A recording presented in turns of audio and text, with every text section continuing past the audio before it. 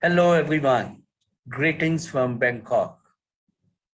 At the outset, let me thank International Association of Agriculture Sustainability for inviting me in the 7th International Agriculture Innovation Conference, IAIC 2022. I have been associated with the earlier conferences of IAIC also, and I really find it very useful. A topic given to me is to speak on role of international organizations in developing countries. I am Ravi Khetarpal, and I represent Asia Pacific Association of Agriculture Research Institutions. I am not an expert of the topic. Whatever I'm going to say is based on my experiences of the past and what I see around. So my lecture may not be very comprehensive, but it will give all the information what I have learned or what I know. Now, coming to the international organization first. What is it? It's the one that includes members from more than one nation, we all know. Some international organizations are very large and some are very small with a specific purpose. There are of two types, governmental and non-governmental. And we know whenever we have a clear vision and mission, management standards, plans, certification standards, communication strategy, monitoring, evaluation, impact assessment, that makes an international organization successful. And they are often judged by the quality of the output of what topics they are dealing with, what is the mode of communication, what is the operational strategy, and what is the governance model. And they often have a well-defined legal status. They are not same as profit-making corporate. They have a large number of stakeholders, which are very complex, and their strategies keep on evolving and remain targeted. And there are some branding criteria for international research organizations also, as you may know: transparency, quality of human resource, knowledge management, fund mobilization, and sometimes infrastructure. And we all know that there are different actors, different players on the ground in the field of agriculture also. And all of them have different expectations from the international organizations, be it a research institution or development institution or education sector or any other. They may all not have same kind of expectation from the international organization. Why do we need international organizations in agriculture, research, development, and innovation? The need is felt more and more. Why? This climate change, which has become a global risk, looming large across the world, and Asia Pacific, as you see in the PowerPoint, where most of the countries are in dark red or maroon color, is highly vulnerable. So we all need to come out of it through mitigation and adaptation practices. And we are trying to ensure that we achieve sustainable development goals, which were made by United Nations about 5 years ago. We are far behind. We are far behind in many of the goals. And in agriculture, we really need to work hard. Work hard to contribute for goal 1 on poverty, 2 on zero hunger, 12 on responsible consumption and production, 13 on climate action, and 17 on partnerships. There are challenges in agriculture. Climate change, as I just mentioned, and if you look at the climate change, agriculture, forestry, and other land uses emit 25% greenhouse gas, as when you compare with other economic sectors. So agriculture, forestry, they are themselves a culprit for emission of greenhouse gases and also a victim with the impact of climate change on them. Other factors are land degradation, it's a big challenge. Biosecurity issues, disease, pest in plants, animals, and fisheries are spreading across the world. Biodiversity loss, we know, is happening in fast speed, mainly because of climate change. Then production centric is what our farmers have become in many places. They're not really looking at the environmental concerns, lot of pressure, lot of pesticide, lot of seed is being used to increase production in a short period. Market access and linkage is another challenge where many farmers still don't have access to the digital platforms, to cooperatives, to kind of information base which can provide them proper market access, proper market prices, and they don't have those kind of linkages. So a lot of work is going on in this field, but still there is a lot to do in agriculture. These international organizations, when they come to work, they have to understand the national priorities, bring resources, both financial and human, and understand and respect the local cultural context and sensitivity. This is very crucial. If you don't understand the local cultural context, you'll be thrown out. And these international organizations, the staff working there, they are quite well trained in these areas. They try to define the national problems in consultation with country experts. That is how they try to bring the ownership.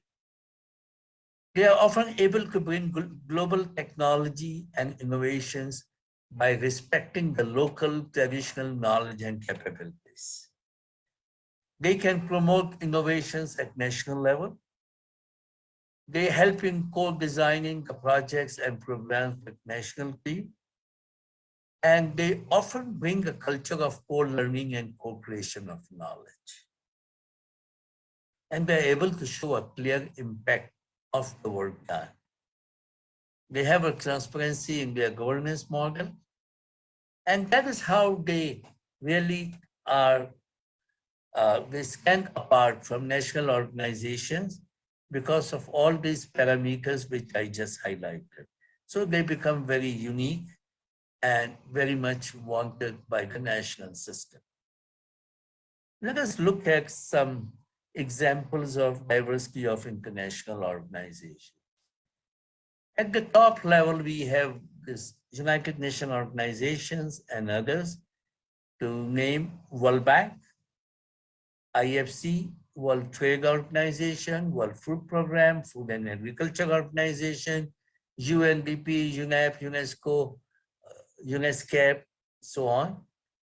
Then you see at the funding level, just to name a few, we have USDA, SDC, DFID, ACIAR, Rockefeller Foundation, GIZ, Asian Development Bank, African Development Bank, and so on.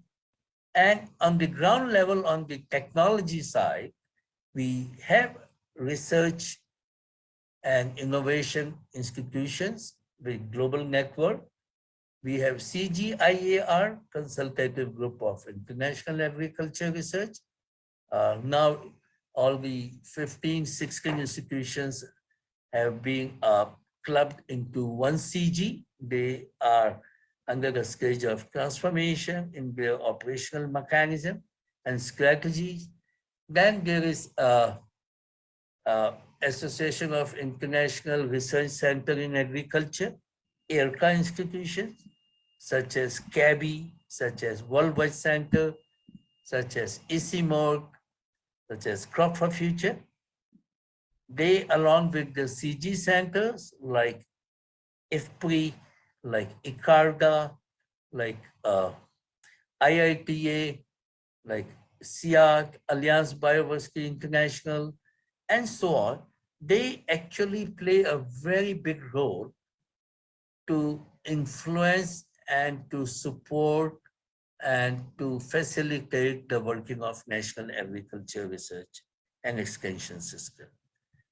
Then there is another organization which came up in 1990, is Global Forum of Agriculture Research and Innovation. This is a unique organization. It is actually a network of networks, and it focuses on collective actions with multi-partners by keeping farmers at the center of innovation. The aim is empowering farmers as much as possible. And they have come up with a lot of collective actions, like on family farming, on forgotten food, inclusive digital transformation, and so on. We also have a tropical agriculture platform, which supports capacity development of agriculture innovation system. Then there is a large number of regional networks like FARA from Africa, APAARI in Asia Pacific, where I work, Kakari in the Central Asia and Caucasian region, Arinina in Northeast and North Africa, Fontagro in Latin America, Secretary of Pacific Community, and some such regional bodies like SAARC, ASEAN, and also associations like Asia Pacific Seed Association. Apart from that, we have institutions sub-regionally of a group of countries like Mekong Institute in Southeast Asia, and all these organizations, all these which I have listed, there are many, many more. They contribute either financially or technically or both. And they also play a very big role by connecting with other international organizations, synergizing their activity with other international organizations, and supporting the developing countries.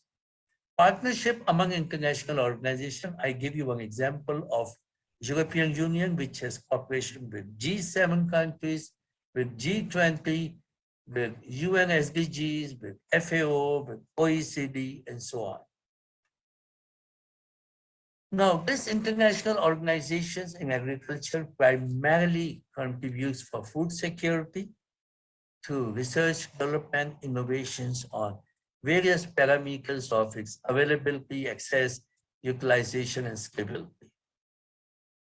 And if you look at the 4 parameters of well-being of us, health, security, environment, and trade, you see how these organizations are placed, how they play a role. FAO is the nucleus at the center, directly addressing agriculture. But then you have World Health Organization, World Food Program, you have UNESCO, you have International Monetary Fund, and you have United Nations Environment Program, UNDP, World Trade Organization, World Banking, all of them in conjunction actually contribute for the developing countries. And there is a system of global monitoring of the international organizations by the member countries, which actually contribute to define metrics, indicators, and develop methods, standards, and tools for data collection, and provide technical support to countries for their implementation, disseminate global databases, ensuring international comparability of indicators, and all this, is used to produce an annual report on progress, and these international organizations then become more relevant when these are done so properly by food and agriculture organizations. So to sum up, the role of international organizations for developing countries, we have a plethora of international organizations. Each may have a specific role. Collectively, they are very crucial for addressing SDGs, for boosting the economy of a developing country, for enhancing livelihood, improving research quality, encouraging innovation, ensuring sound knowledge management, bringing policy perspectives, ensuring global to local technology transfer, facilitating globalization of market and trade. What do we expect more? You see, so much of advantages of the international organizations have, they bring international system that without these organizations, the developing countries, may not be able to develop in a fast pace. So there is a synergy among the international organizations. There is a synergy of impact of the work done by the international organization with the national agriculture research and extension system and private sector. However, there is a lack of clear data on how international organizations contribute to GDP of a country, which I personally feel is very important to give them a higher status and make some least developed countries realize the importance of international organizations. With this, I would like to stop here. Thank you to all of you for your patient listening. Thank you.